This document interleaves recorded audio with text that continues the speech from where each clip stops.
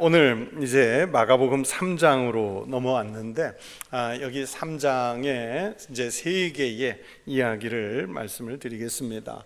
먼저 3장 1절부터 6절에 보면 이제 예수님이 그 말씀을 전하실 때 많은 회중들이 모여 있었는데 지난번 2장 할 때 이미 말씀을 드렸던 것처럼 이 3장의 첫 번째 나오는 1절부터 6절에 한편 손 마른 사람을 고치시는 이 날이 무슨 날이었을까요?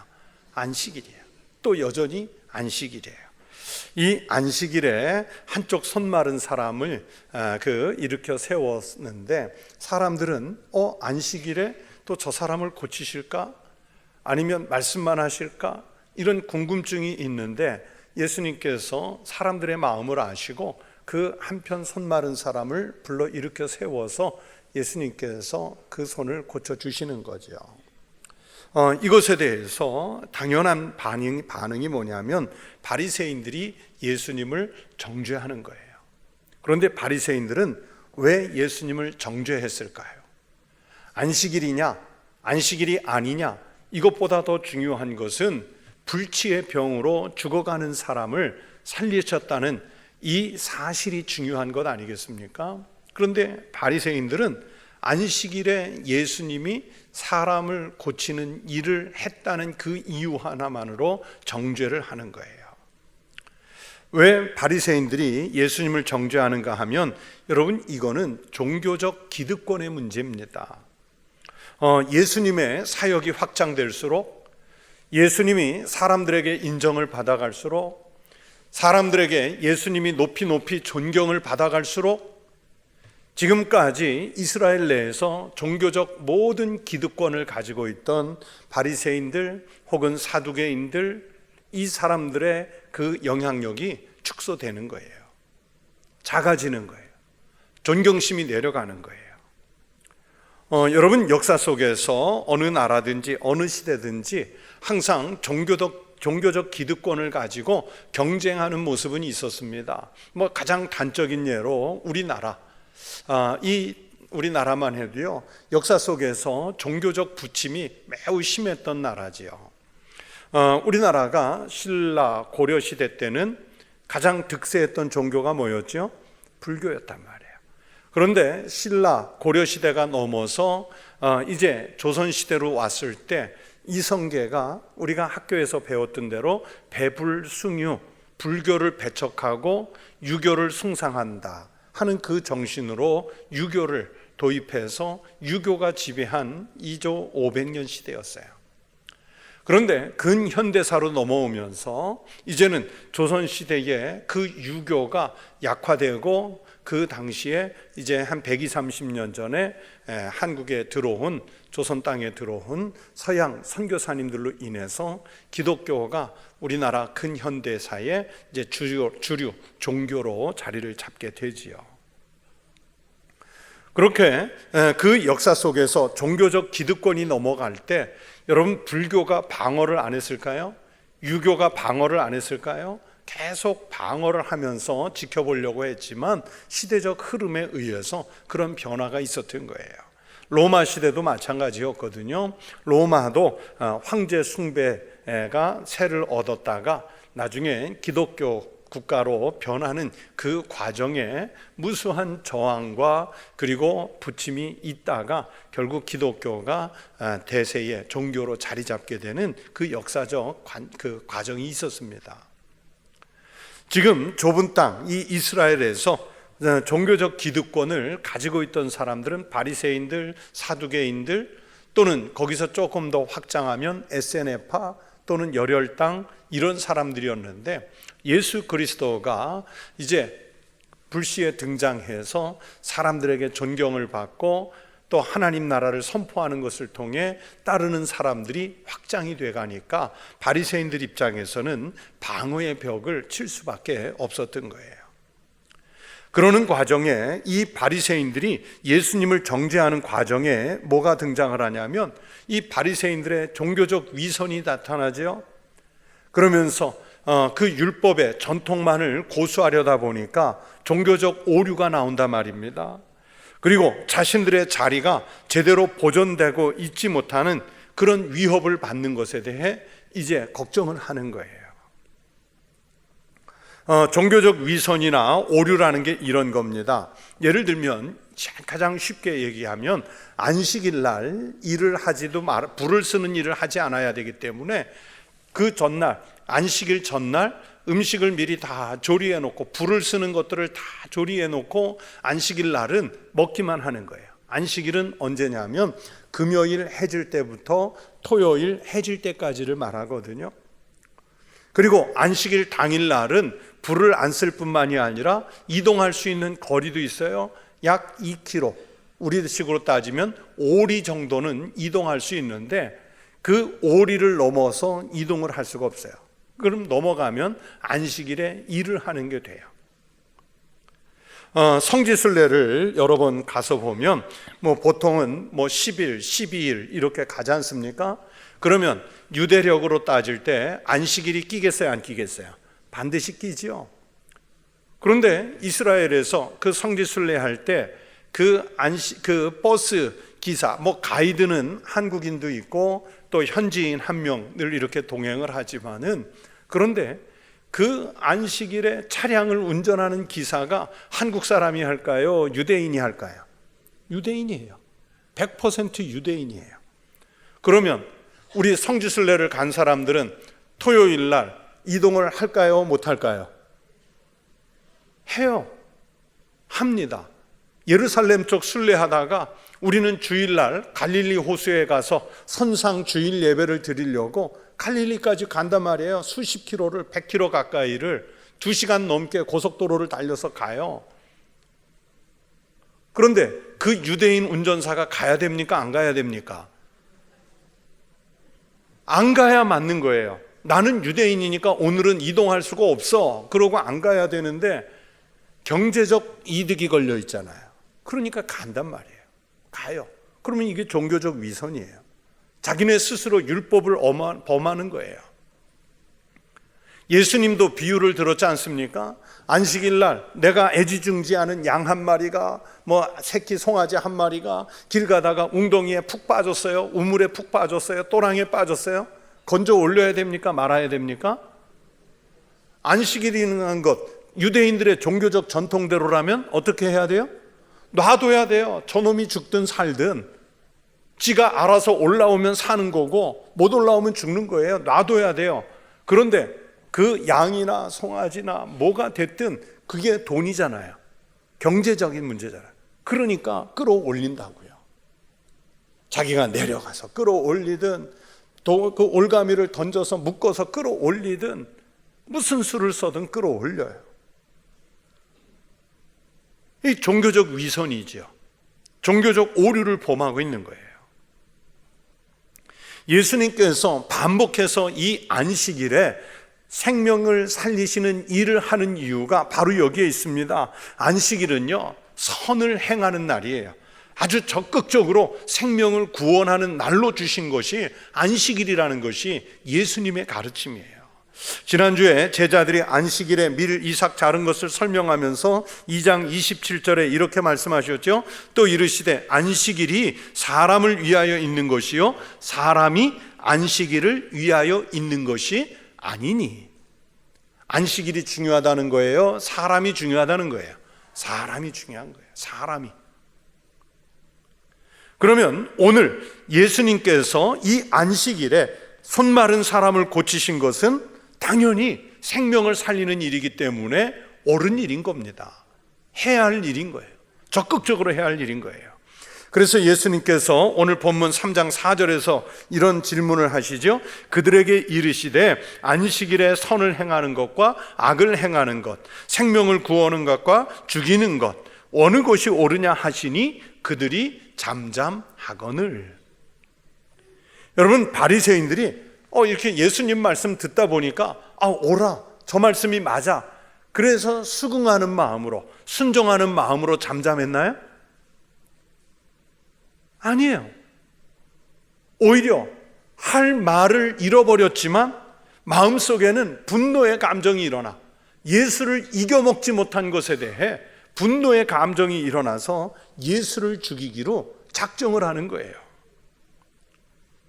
그래서 6절에 보면 바리새인들과 헤롯 당이 친구 먹지요. 여러분, 원래 바리새인과 헤롯 당은 절대로 한패거리가 될 수 없는 그룹입니다.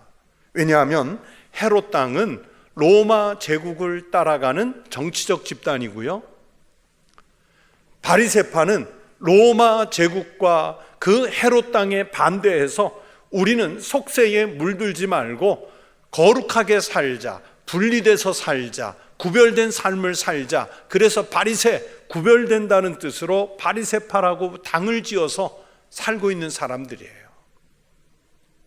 그러니까 반로마적인 그런 입장을 취하고 있고, 헤롯 당은 친로마적인 입장을 취하는 그룹이란 말이에요.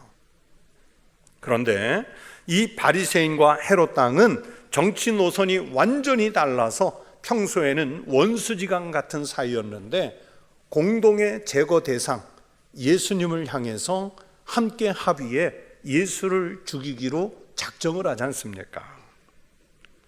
서양 격언에 그 적의 적은 친구다라는 말이 있는데, 오늘 이 바리새파와 헤롯 당이 예수를 죽이기 위해서 적의 적이라는 그 개념을 가지고 친구를 먹은 거예요. 한패거리가 됐어요.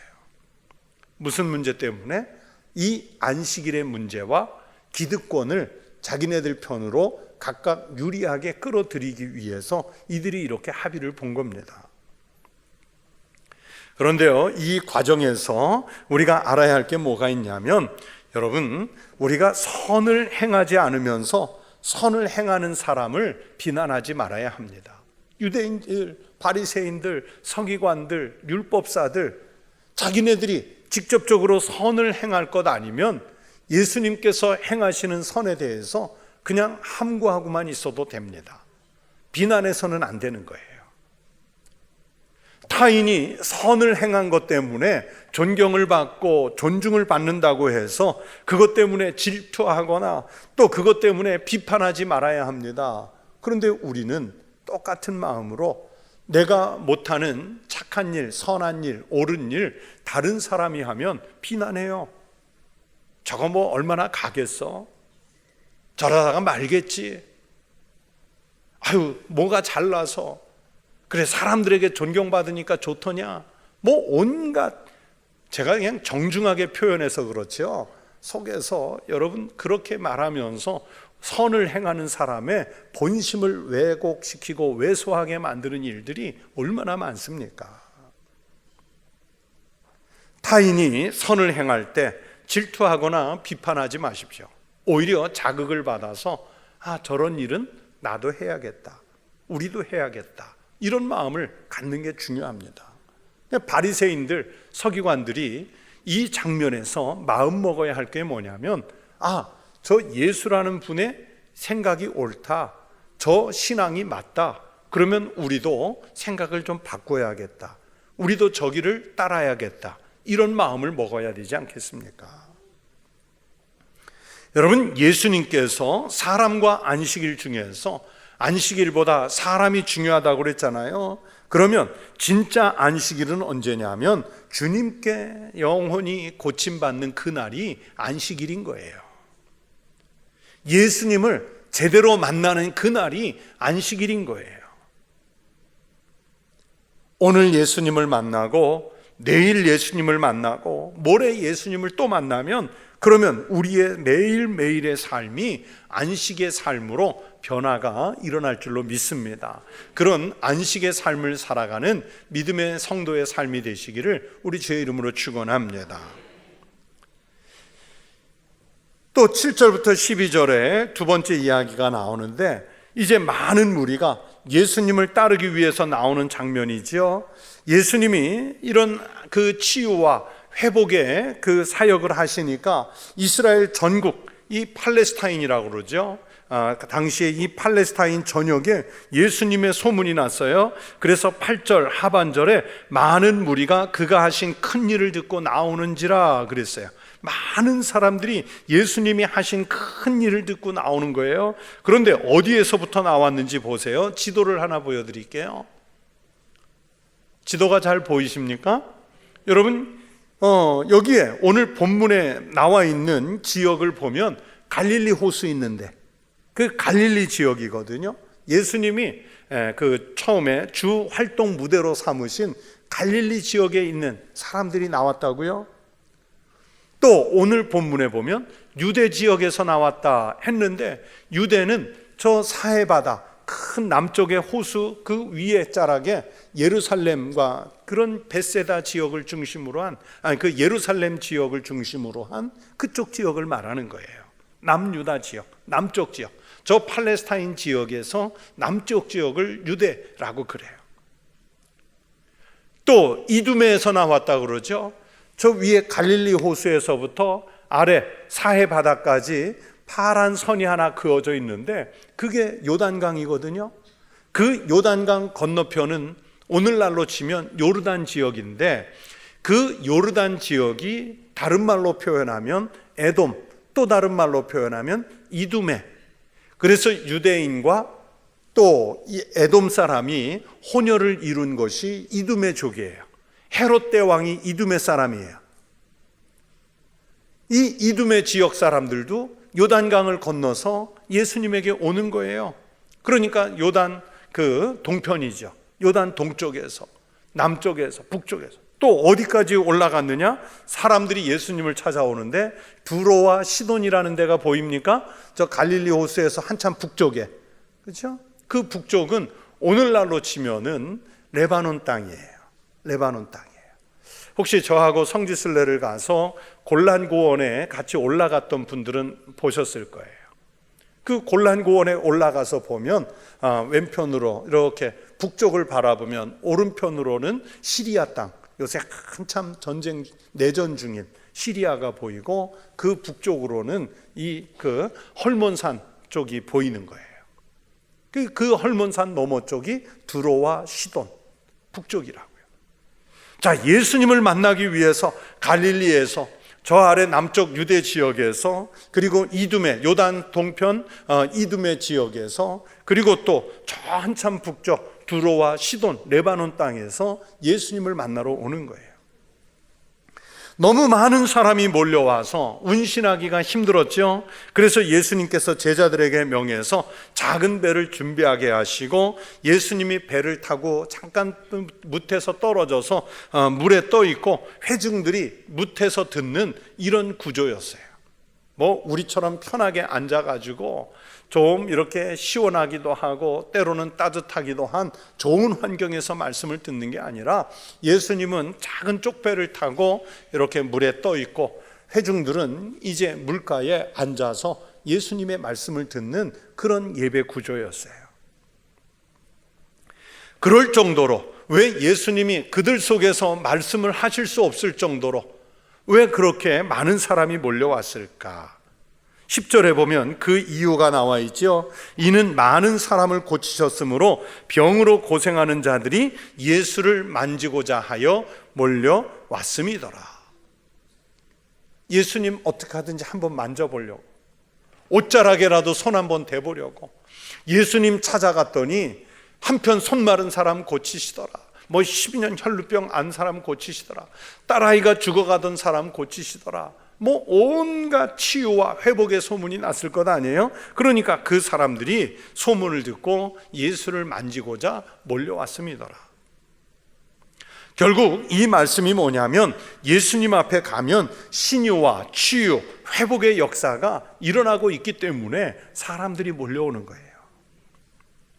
저는 이 말씀을 여러 차례 계속 묵상하면서 무슨 생각이 들었냐면, 그러면 오늘날 교회에는 왜 몰려오지 않을까? 사람들이 오늘날 현대 교회에는 왜 몰려오지 않을까? 오늘 이 본문 10절 말씀에 대입해서 생각해 보면 여러분, 교회에서 신유와 치유, 회복의 역사가 일어나지 않기 때문입니다. 만약에 오늘날도 이곳에서 신유와 치유와 회복과 그 역사가 일어나면 왜 사람들이 안 오겠어요? 신유와 치유, 회복의 역사가 일어나지 않는 것은 고사하고요, 오히려 갈등과 분열로 자중질환에 빠져 있는 현대 교회의 모습, 상처를 주고 아프게 하는 오늘날의 이 시대의 한국교회, 현대교회, 세상에서 제일 뒷말이 많은 공동체, 오히려 성한 사람도 교회 왔다가 몸과 마음이 아파지는 시대,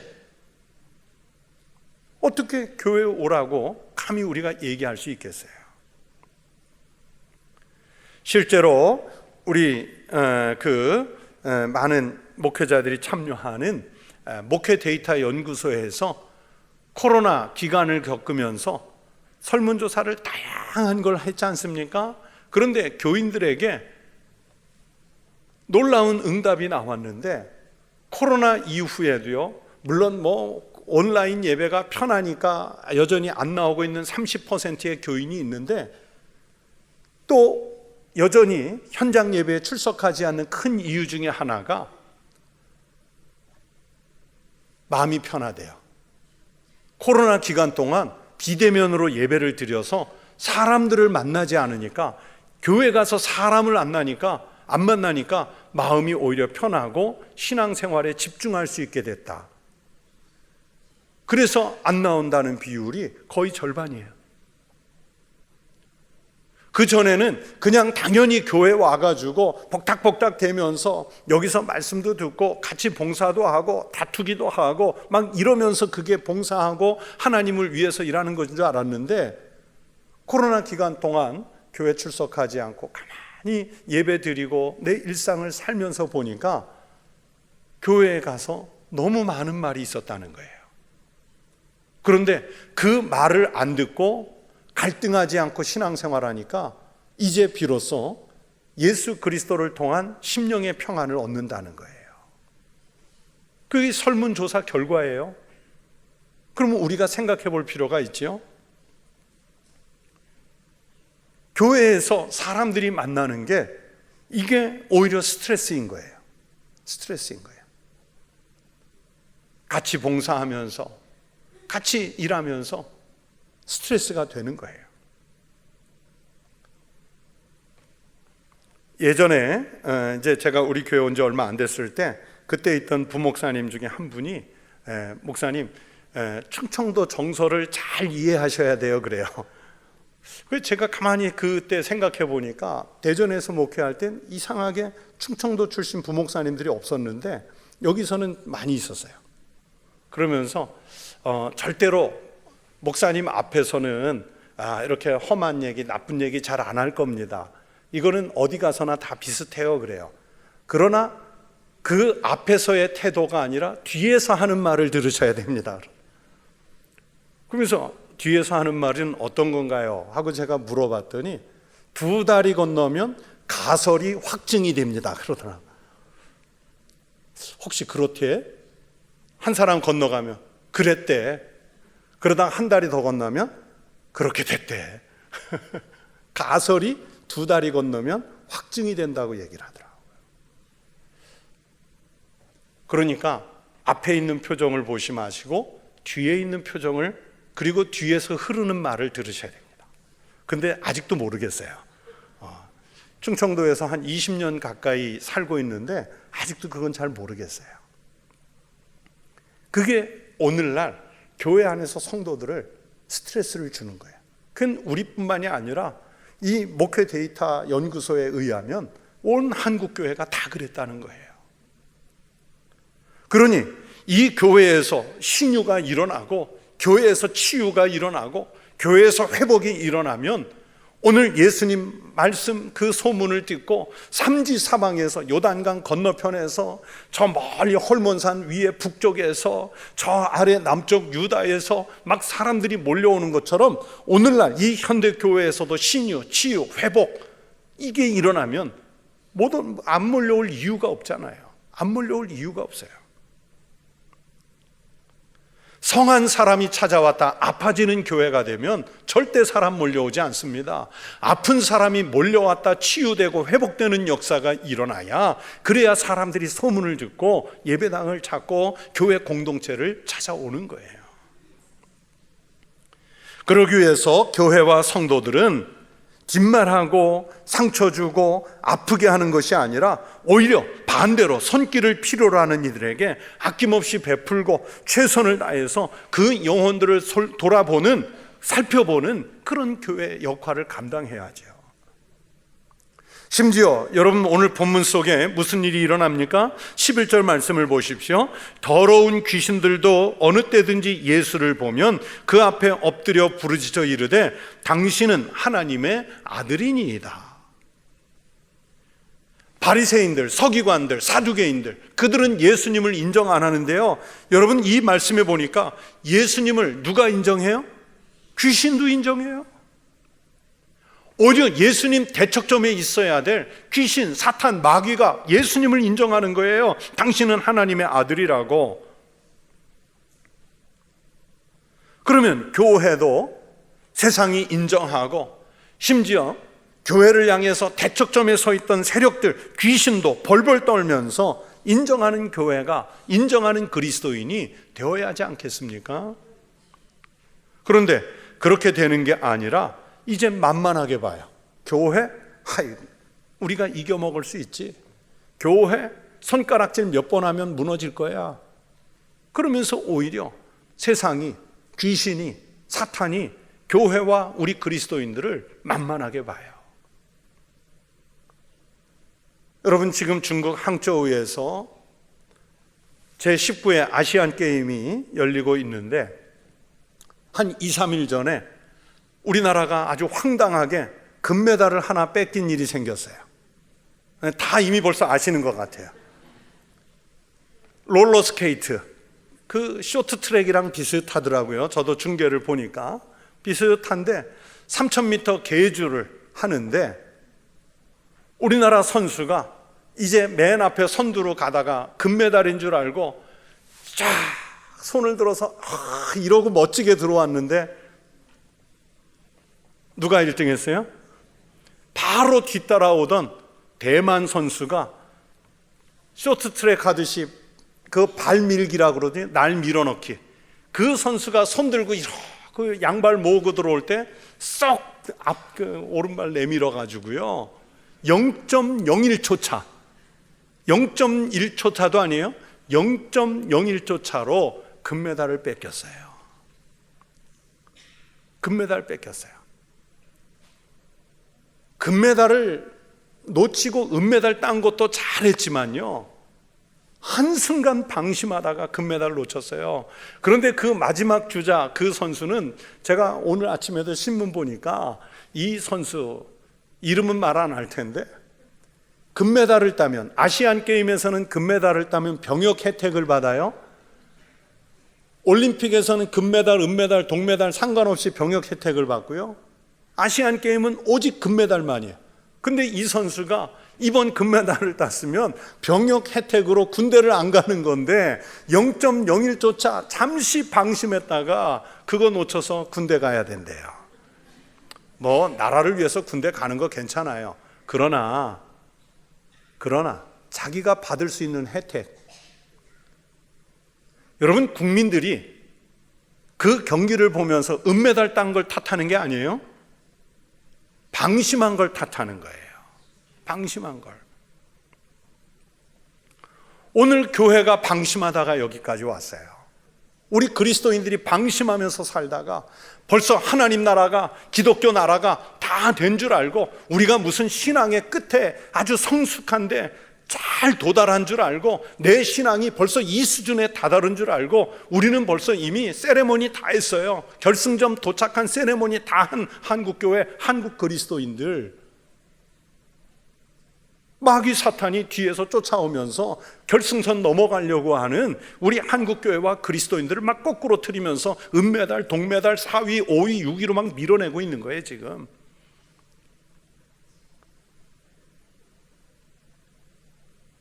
작년 2022년 기독교 윤리실천협의회 기은실이라고 그러는데 거기에서 조사한 한국교회 신뢰도가 불교, 천주교 다음 기독교예요.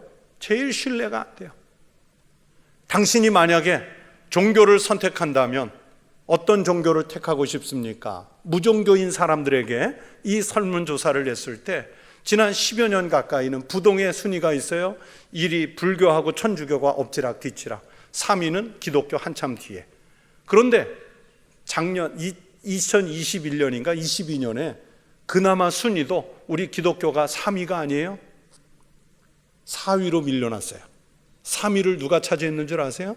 원불교가.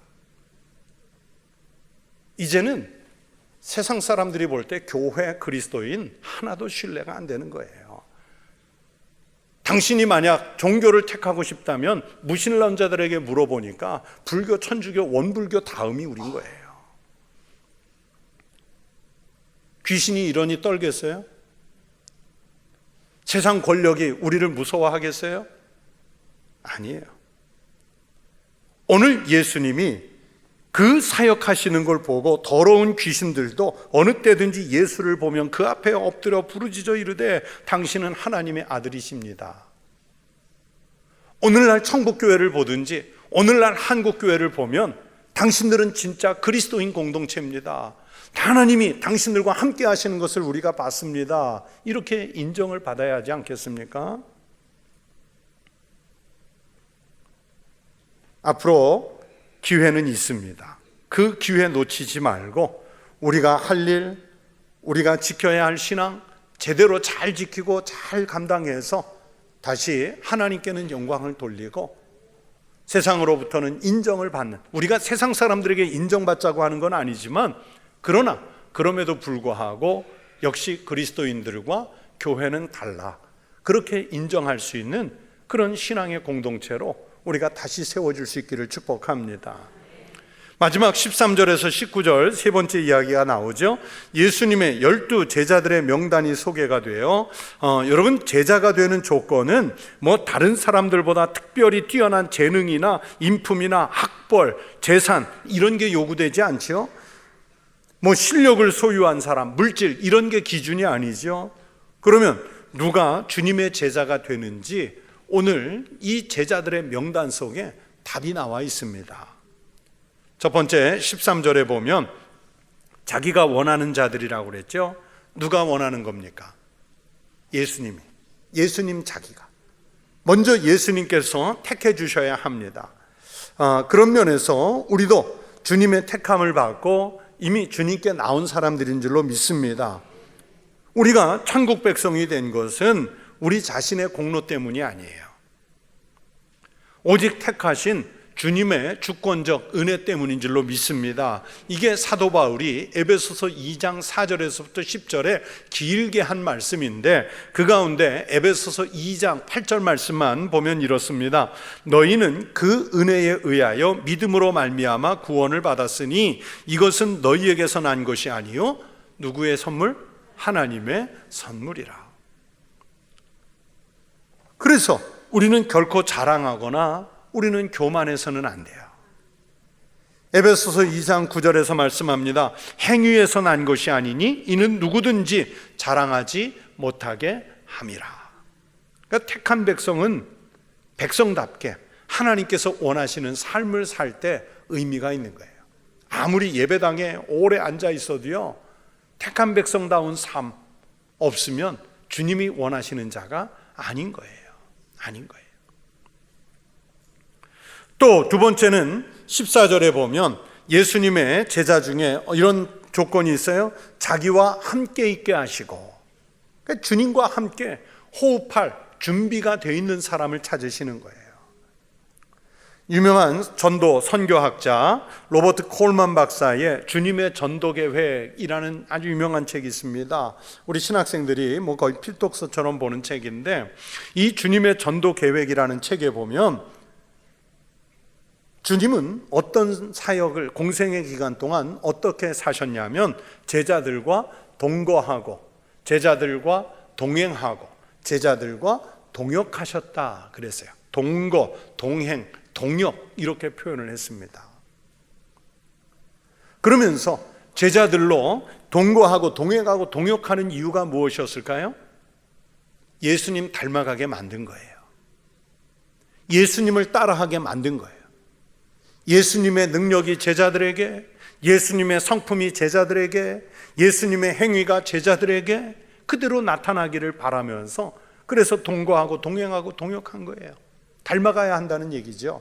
닮아가야 한다는 거예요. 제가 저희 부부가 사람들에게 많이 듣는 얘기 중에 하나가 참 닮았다, 그 얘기를 참 많이 들어요. 제가 볼 땐 하나도 안 닮았는데 그 대학교 1학년 때 처음 만났거든요.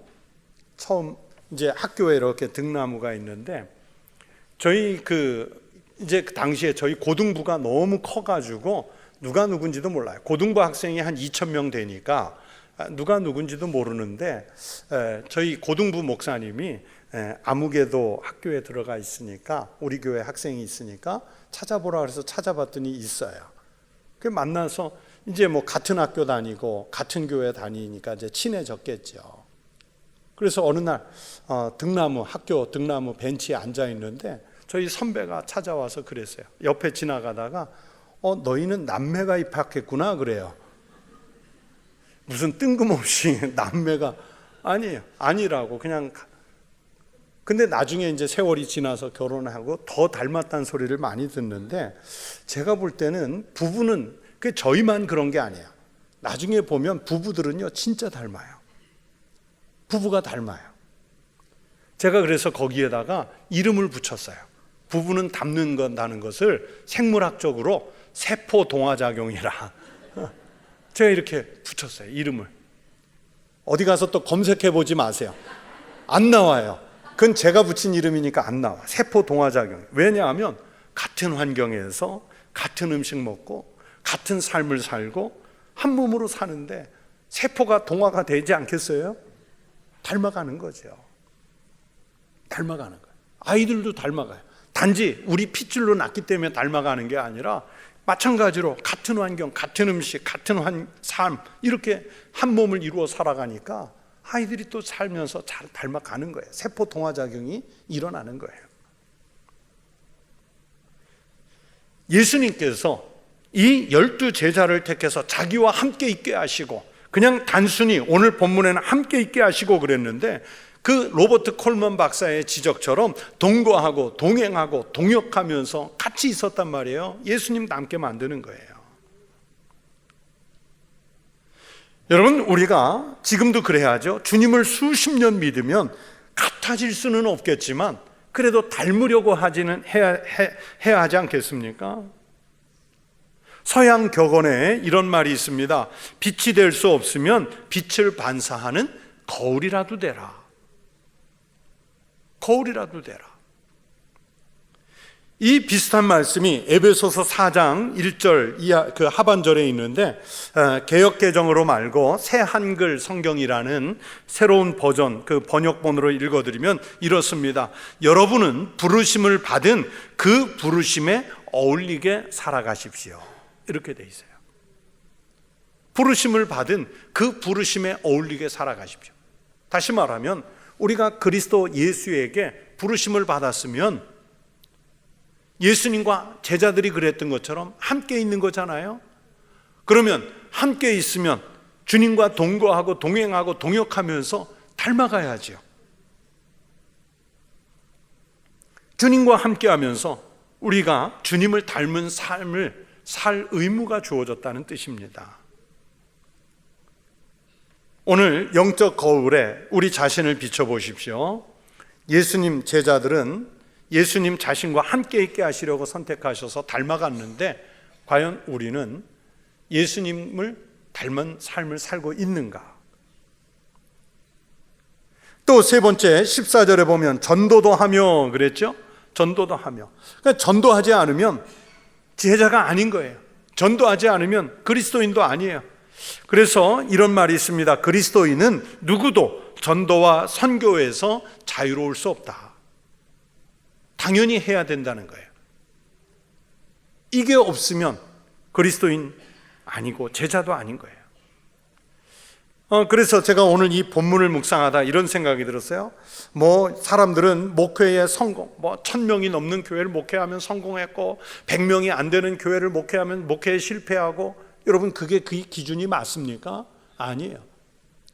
목회는, 선교는 절대 성공이 없어요. 100% 절대 성공이 없어요. 왜냐하면 믿지 않는 사람이 이 땅에 있는 한, 믿지 않는 종족이, 믿지 않는 인류가 이 땅에 있는 한은 아직 성공한 게 아니에요. 끝까지 하는 거예요. 끝까지. 오늘 예수님께서 제자의 조건으로 선택하신 게 전도도 하며, 여러분 제자로서 삶을 살기 원하신다면 가정에, 일터에, 이웃에 가시는 대로 그리스도 예수의 복음을 전할 기회를 만들어 전하는 성도가 되시기를 바랍니다. 또 네 번째는 귀신을 내어쫓는 권능도 가지게 하려 하심이라고 그랬죠. 15절에 보면 귀신을 내쫓는 권능도 가지게 하려 하심이로라. 여러분 귀신 두려워하지 마세요. 그리스도 예수의 이름 하나면 능히 이길 줄로 믿습니다. 주님의 제자가 된다는 것은 귀신을 두려워하지 않는 거예요. 세상의 어떤 권세도, 어떤 유혹도, 어떤 시험도 우리는 두려워하지 않아요. 이기는 거예요. 왜냐하면 주님의 제자 된 사람들에게는 귀신을 내쫓는 권능을 가지게 하려고 하셨기 때문에 이미 우리가 그 권능을 받은 줄로 믿습니다. 영적인 군사로서 승리하게 하신 거예요. 자, 그런데 특이하게 오늘 제자들의 명단 속에 두 개의 이름이 있는데 2장에서 그 세리 레위를 부르실 때 레위라고 나왔는데 제자 명단에는 마태라고 나와 있죠. 그러니까 이 마태와 레위는 같은 인물이라는 걸 알 수 있겠고요. 또 하나 특이한 인물이 12 제자 속에 누가 있습니까? 가룟 유다가 있어요. 19절에 보면 또 가룟 유다니 이는 예수를 판 자더라. 다시 말하면 예수님 12 제자 속에 명단에 포함은 되어 있지만 다 제자는 아니에요. 그리스도인이라고 다 제자냐? 아니에요. 천국교회 예배당에 와서 앉아 있으니까 다 그리스도인이고 다 제자냐? 아니라는 얘기예요. 예수를 파는 자들, 하나님의 영광을 가리는 사람들이 반드시 있습니다. 반드시 있어요. 위에 앞에서도 한참 말씀을 드렸지만 교회가 여러분 신유와 치유와 회복의 역사가 일어나는 곳이어야 되는데 그것은 둘째치고 요즘 교회와 그리스도인들이 오히려 가룟 유다 역할을 하고 있는 경우가 너무 많아요. 오늘날 예수님의 영광을, 하나님의 영광을, 성령님의 은혜를 다 까먹는 게 세상 사람들이 까먹습니까? 아니잖아요. 교회가 까먹고 그리스도인들이 나가서 훼손시키고 있지 않습니까? 바로 가룟 유다의 역할을 우리가 하고 있는 거예요. 오늘 이 본문 속에 등장하는 12 제자, 특별히 11 제자, 이 사람들은 땅끝까지 이르러 복음을 전하고 순교했던 주님의 제자의 삶을 살아냈던 사람들입니다. 앞으로 계속해서 제자들의 명단이 또 나오겠지만 여러분 그분들이 살았던 그 삶을 본받아서 우리도 하나님께서 무엇을 명하든지 어느 곳에 우리를 놓아두든지 그곳에서 이 선택된 제자의 삶을 잘 살아갈 수 있는 신령한 거룩한 하나님의 백성들이 꼭 되시기를 바랍니다. 여러분의 삶의 자리에서 오직 하나님의 영광만 크고 귀하게 드러낼 수 있기를 주의 이름으로 축원합니다. 기도하겠습니다. 하나님 아버지 감사합니다. 저희들을 예수 그리스도의 그 보혈로 구원해 주셔서 하나님의 선택된 제자가 되게 하셨으니 감사합니다. 어디에서 무엇을 하든지 그곳에서 주님과 동행하고 주님과 동거하며 주님과 동역하며 오직 주님의 삶을 우리의 삶으로 실천하는 모범된 성도가 되게 하여 주시옵소서. 또 우리 청북교회를 비롯해 이 땅에 세우신 모든 한국교회가 하나님께서 맡기신 사명을 잘 감당해서 다시 이전에 있었던 부흥의 역사, 신유와 치유와 회복의 역사가 일어나게 하여 주시옵소서. 주님께 귀한 예물을 드린 손들이 있습니다. 하나님, 이 신령한 예물을 받아주시고 드린 손길마다 그 가정과 일터마다 후하고 넉넉하게 채우시는 하늘의 복 있게 하여 주시옵소서. 감사하며 예수님 이름으로 기도하옵나이다. 아멘.